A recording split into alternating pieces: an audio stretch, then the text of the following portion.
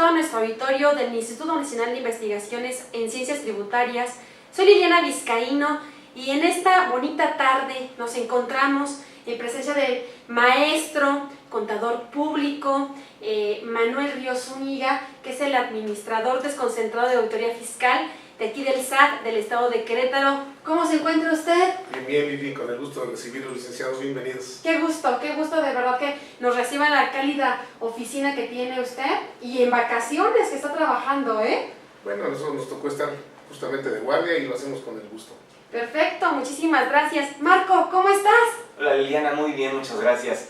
Igualmente me suma el agradecimiento, contador, por recibirnos aquí en su despacho. Sabemos que los tiempos de los servidores públicos son muy cortos y valoramos mucho este tiempo que nos está obsequiando. Y quisiera entrar inmediatamente en materia.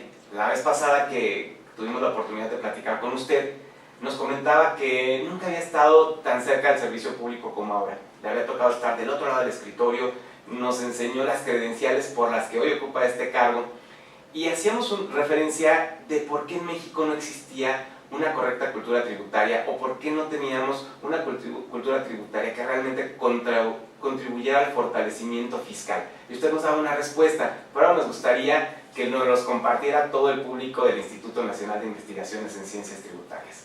Claro, con todo gusto. Primeramente, agradecerles nuevamente el que permitan al SAT y sobre todo a la Administración de Auditoría Fiscal Federal el convivir con este tipo de medios como son ustedes y de esta manera llegar hacia la sociedad en general, que es parte para mí muy importante para poder hacer mejor nuestro trabajo. Sí, comentábamos en aquella ocasión, yo te participaba que efectivamente venimos totalmente de la iniciativa privada, anduve en la Contraloría de varias empresas y en áreas de auditoría, y después fundé mi propia firma de contadores. De ahí me vine para acá, para el Servicio de Administración Tributaria, a invitación de la Administración General de Auditoría Fiscal Federal. Y esta parte yo lo platicaba mucho cuando trabajaba por fuera de esta honorable institución y me percataba que en nuestro país lamentablemente no tenemos una sólida cultura general, consecuentemente menos hay una cultura tributaria. Comentaba yo, siempre he comentado en foros anteriores a este que ustedes me brindan, que como contador público me tocaba a mí educar al contribuyente cuando ya tenía 27, 28 años, había sido capaz de generar algún patrimonio y entonces instalaba su empresa, se daba de alta en el Registro Federal de Contribuyentes y es cuando se enteraba de los impuestos que tiene que cumplir.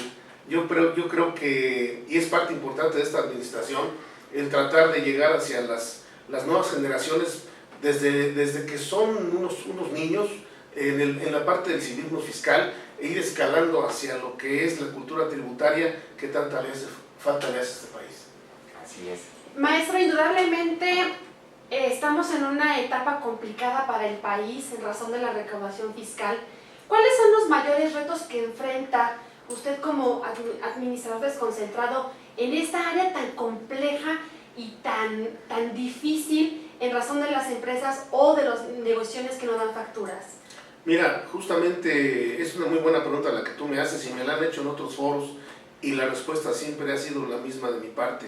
El tratar primeramente de gestionar este cargo con una política de puertas abiertas y tratando de sensibilizar a mi personal de que no vamos a tolerar actos de corrupción y tampoco va a haber impunidad. Pero dentro de esta parte, digamos que el ingrediente principal es el acercarse al contribuyente, a las organizaciones, que es lo que he estado haciendo, para hacerles partícipes de que debemos de cumplir, tal como lo señala el artículo 31, fracción cuarta de nuestra Carta Magna, debemos de contribuir como mexicanos al gasto público, de manera proporcional y de manera equitativa. Esa parte es el mensaje que yo he estado tratando de hacer llegar, adicionado a un clima de cordialidad por parte de esta administración que yo lidero aquí en el SAT.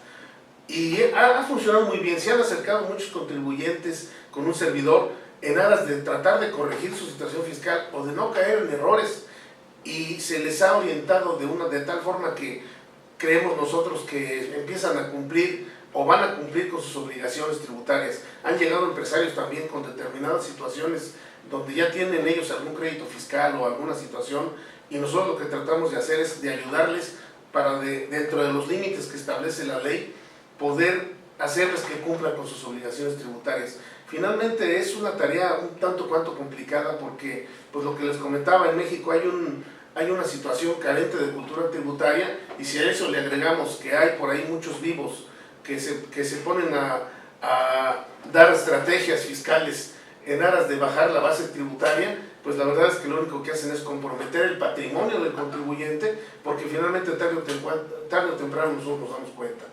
Así es, contador, y justamente en este tema de que la cultura tributaria es muy complicada en México, hace unas semanas el exsecretario de Hacienda, Carlos Ursúa, platicaba que había una evasión fiscal de alrededor de $1 billón anual, entre el tema de la facturación, empresas fantasma, simulación de actos. Usted, ahora que ha explorado este medio del servicio público, ¿habrá o será posible esquematizar un porcentaje en cuanto a la facturación falsa, en cuanto a la evasión fiscal, en cuanto a la simulación de actos? ¿Habrá alguna anotación o índices que podamos decir, bueno, de ese billón, tanto por ciento se refiere a la facturación, tanto por ciento al lavado, tanto por ciento al tema de las empresas fantasmas y tanto por ciento a la simulación? ¿Podemos acceder a ese tipo de información? Mira, son datos muy hacia el interior del Servicio de Administración Tributaria. Lo que sí te puedo decir y puedo compartir sin problema es que efectivamente hay muchísimos contribuyentes a lo largo y ancho del país que facturan operaciones simuladas. Evidentemente, en las bases de datos que nosotros tenemos vienen algunos programas de fiscalización sobre las empresas que están deduciendo esas operaciones simuladas, y evidentemente van a tener que corregir su situación fiscal. Claro.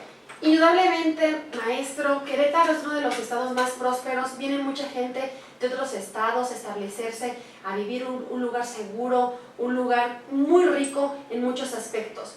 ¿Qué tan complicado es para usted como autoridad, en el estricto sentido, de aquellos empresarios o comerciantes que llegan con un presupuesto de dinero y establecen negocios abruptos, y al momento de darse cuenta de que o no están expidiendo factura o están evadiendo o incluso son de procedencia ilícita, ya es muy tarde para ustedes como administración para darse cuenta? ¿Qué se podría hacer para evitar ese tipo de acciones?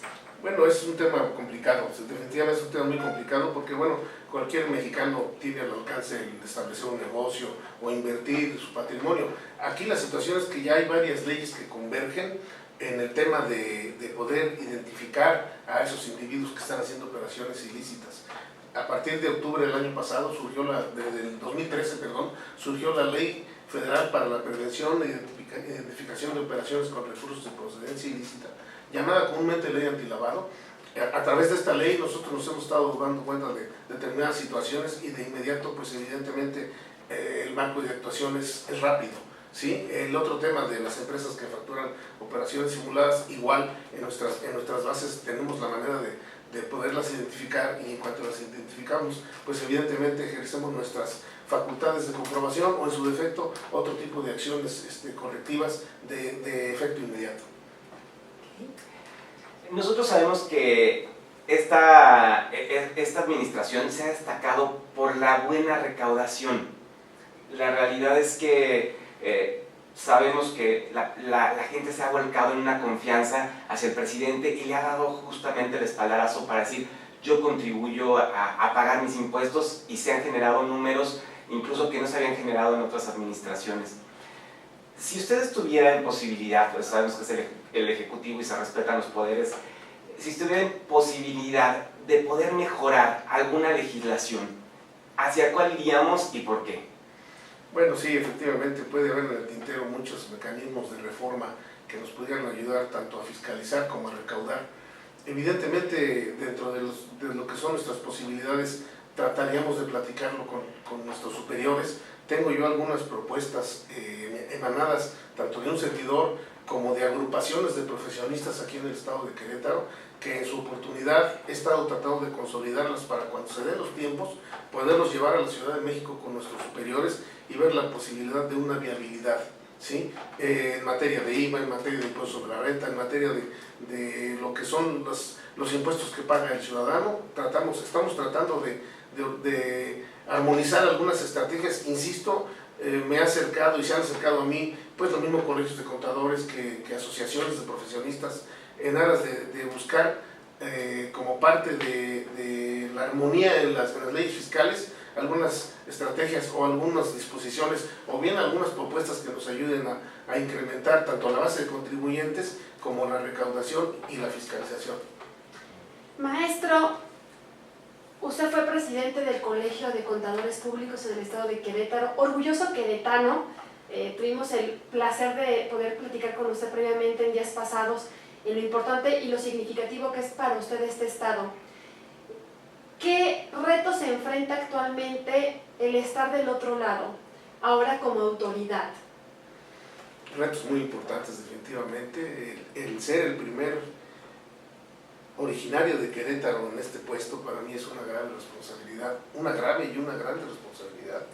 Es evidente que yo estoy más que obligado a hacer el mejor de los trabajos por la gente que confió en mí, por la gente que me dejó en mi ciudad, y lo estoy tratando de hacer de la mejor manera. Saben por qué me dejaron aquí, saben por qué eligieron a mi persona, saben de mis cartas credencial profesionales y evidentemente que saben también que no les voy a fallar, y créanme que en ese sentido estamos haciendo el mejor de nuestros trabajos. Afortunadamente cuento con un espléndido equipo de trabajo.